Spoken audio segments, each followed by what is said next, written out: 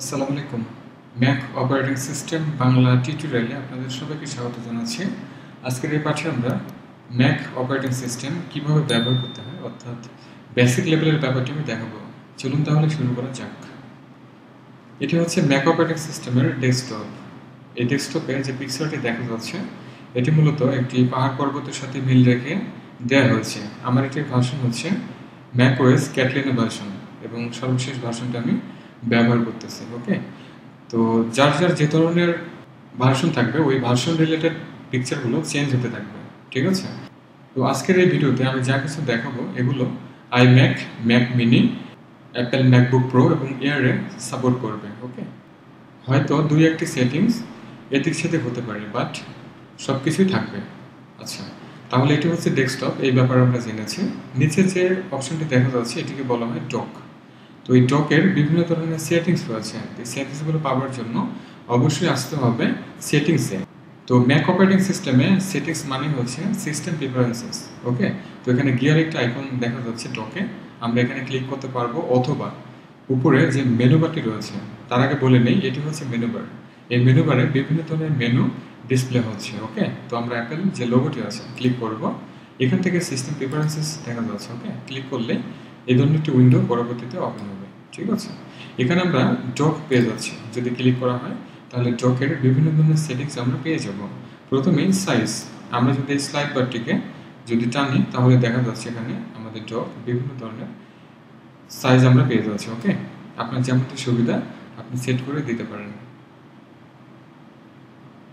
এবার হচ্ছে position. Position হলো আমরা যদি লেফটে চাই তাহলে এটি লেফটে ডিসপ্লে হবে, আবার যদি রাইটে চাই তাহলে রাইটে ডিসপ্লে হবে, আর যদি বটমে চাই তাহলে বটমে ডিসপ্লে হবে, ঠিক আছে? এবার হচ্ছে ম্যাগনিফিকেশন। আমরা যদি চেক করে দেই তাহলে এখানে নেওয়ার সাথে সাথে দেখুন একটি এমিনেন্ট আমরা দেখতে পাচ্ছি, এটিকে বলা হচ্ছে ম্যাগনিফিকেশন, ঠিক আছে? এটিকে আমরা মিনিমাম এবং ম্যাক্সিমামে পেয়ে যাচ্ছি। আমরা এখানে অবশ্যই ম্যাক্সিমাম রাখবো, ঠিক আছে? তাহলে এটা আমরা পাবো। এরপর কোনো সময় যদি এই ডকটিকে আমাদের হাইড করতে হয় সেক্ষেত্রে এই পাশে পাচ্ছি automatically hide and show the dock, check করলে এটি হাইড হবে, আবার মাউস নিলে সেটা আমরা পেয়ে যাব। ওকে, তাহলে আপাতত আমি এটিকে শো করিয়ে রাখি। এবার মেনু বারের দিকে আসা যাক। এটি হচ্ছে মেনু বার। এই মেনু বারে বিভিন্ন ধরনের মেনু আমরা দেখতে পাচ্ছি, Apple logo, finder, file, edit, view, go, window এবং হেল্প। কোনো স্পেসিফিক কোনো প্রোগ্রাম যদি রান করে তাহলে এখানে মেনু বারটি চেঞ্জ হবে। যেমন আমি যদি সাফারি অন করি তাহলে দেখুন এখানে সাফারি ডিসপ্লে হচ্ছে, তার মানে হলো সাফারির অনেকগুলো সেটিংস আমরা এখান থেকে পাবো, ঠিক আছে? আমরা যদি চাই এটির কোনো পারফরমেন্স আমরা ক্লিক করবো তাহলে সাফারির পারফরমেন্সগুলো এখানে ডিসপ্লে হবে, ঠিক আছে? এছাড়াও প্রোগ্রাম ভেদে এখানে মেনুগুলো চেঞ্জ হতে থাকবে। আমরা স্বাভাবিক অবস্থায় যেমনটা দেখতে পাচ্ছি, যেমন ফাইলে ক্লিক করলে এখানে অনেক অপশনগুলো এখানে ডিজেবল অবস্থায় দেখা যাচ্ছে বা ইনঅ্যাক্টিভ, ঠিক আছে? যেমন আমি যদি কোনো ফোল্ডার সিলেক্ট করি, এখন যদি ফাইল আসে অনেক কিছু আমরা দেখতে পাচ্ছি অ্যানেবল অবস্থায় দেখা যাচ্ছে বা অ্যাক্টিভ অবস্থায় দেখা যাচ্ছে। অর্থাৎ হলো আমরা যে কোনো ফাইল ফোল্ডারকে বা কোনো প্রোগ্রামকে সিলেক্ট করার পর এখান থেকে মেনু বার আমরা স্মার্টলি ইউজ করতে পারবো, ঠিক আছে? আচ্ছা, এখন আমরা দেখি নিউ ফোল্ডার কিভাবে ক্রিয়েট করতে হয়। ডেস্কটপের যে কোনো এক জায়গায় মাউস রাইট ক্লিক দেন নিউ ফোল্ডার। এখন ফোল্ডারটির নেম আপনি দিতে পারেন এবং যদি বাইরে ক্লিক করা হয় তাহলে ফোল্ডারটা আমাদের ডেস্কটপে সেভ হবে। ওকে, যদি কোনো কারণে এই ফোল্ডারটিকে ডিলিট করতে হয় তাহলে mouse right click then move to trash. এখানে রিসাইকেল বিন আমরা পাবো না, এটি হচ্ছে রিসাইকেল বিন, ওকে, বা ট্রাস। আমরা এখানে যদি ক্লিক করি তাহলে এই রিসাইকেল বিন বা ট্রাসে এসে সব কিছু জমা হবে। আমরা যদি ক্লিক করি তাহলে দেখতে পাচ্ছি এই জিনিসপত্রগুলো আমি ডিলিট করেছি সেগুলো এখানে দেখা যাচ্ছে। যদি রিসাইকেল বিন বা ট্রাস যদি আমরা ক্লিন করতে চাই তাহলে মাউস রাইট ক্লিক করতে হবে, এমটি ট্রাস দেখা যাচ্ছে ক্লিক করতে হবে। এই ধরনের কনফার্মেশন যাচ্ছে এমটি ট্রাস, তাহলে এই ধরনের একটি সাউন্ড হবে এবং এই ট্রাসটি এমটি হয়ে যাবে, ঠিক আছে? ডেস্কটপের উপর উইন্ডোজ পিসিতে আমরা দেখেছি মাউস রাইট ক্লিক করলে কনটেক্সট মেনু আসে। এখানে আমরা একটি কনটেক্সট মেনু দেখতে পাচ্ছি, এখান থেকে গেট ইনফরমেশন, তাহলে এই ডেস্কটপের কিছু ইনফরমেশন আমরা পাবো, ঠিক আছে? আবার যদি মাউস রাইট ক্লিক করি এখানে চেঞ্জ ডেস্কটপ ব্যাকগ্রাউন্ড আমরা দেখতে পাচ্ছি। যদি ডেস্কটপের ব্যাকগ্রাউন্ড আমরা চেঞ্জ করতে যাই তাহলে এখানে অসংখ্য ধরনের ডেস্কটপ ব্যাকগ্রাউন্ড দেওয়া আছে, আমরা এখান থেকে যে কোনো একটি চুজ করে সেট করে নিতে পারবো। ঠিক আছে, যেমন এটা আমি চুজ করলাম, তাহলে চেঞ্জ হচ্ছে, সাথে সাথে সেটির প্রিভিউ আমরা এখানে পাবো। ওকে, আচ্ছা আমি ডিফল্ট রাখি। যদি কাস্টম কোনো ফটো আপনি সেট করতে চান তাহলে ফটোস এখানে ক্লিক করতে হবে। তাহলে আমার যে আইফোনে যে ফটোগুলো আছে সেগুলো আমি দেখতে পাচ্ছি, এখান থেকে সিলেক্ট করলে সেগুলো সেট হবে। এবং ফোল্ডার অর্থাৎ হলো আমরা ডেস্কটপে দেখেছি যে যে কয় মিনিট আমরা সিলেক্ট করব ওই কয় মিনিট পর পর ডেস্কটপের ওয়ালপেপারটি অটোমেটিকলি চেঞ্জ হতে থাকবে, সেই অপশনটি এখানে দেওয়া আছে, এখান থেকে সিলেক্ট করতে হবে। ঠিক আছে, এবার স্ক্রিন সেভারে আমরা ডেস্কটপ পিসিতেও দেখেছি স্ক্রিন সেভার ইউজ করা যায়, আমরা চাইলে ম্যাকবুকেও স্ক্রিন সেভার ইউজ করতে পারবো।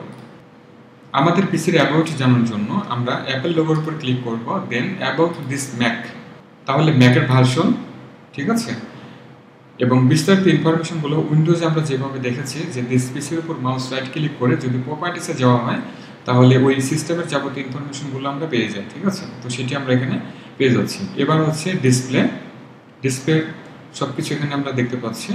এবার স্টোরেজ, আপনার সিস্টেমে স্টোরেজটি আপনি এখানে আসলে দেখতে পারবেন। তো আমার এখানে 1 TB SSD ইনস্টল করা আছে, আমরা এখানে দেখতে পাচ্ছি 1 TB solid state SATA drive.